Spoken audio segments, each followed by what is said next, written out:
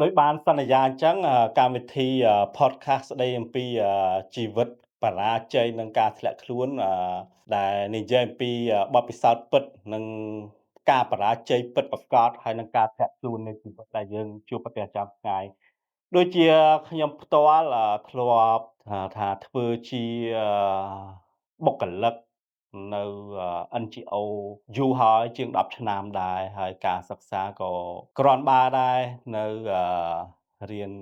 MA គឺ Master ដែរប៉ុន្តែជីវិតខ្ញុំក៏បានបរាជ័យនិងធ្លាក់ខ្លួន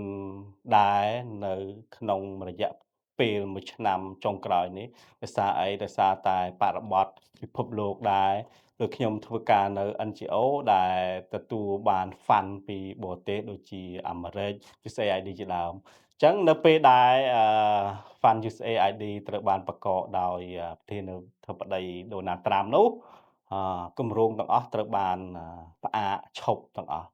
អញ្ចឹងការងារក៏គ្មានសព្វថ្ងៃជីវិតធ្លាក់ខ្លួនក្លាយជាកសិករដ៏កំសត់មួយហើយបញ្ហាផ្លូវចិត្តក៏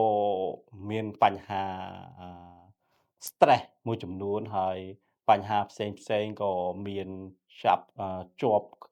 នៅក្នុងចិត្តហើយជីវិតយើងក៏ជួបបញ្ហាបរាជ័យនិងជីវិតធ្លាក់ខ្លួនដែរហើយ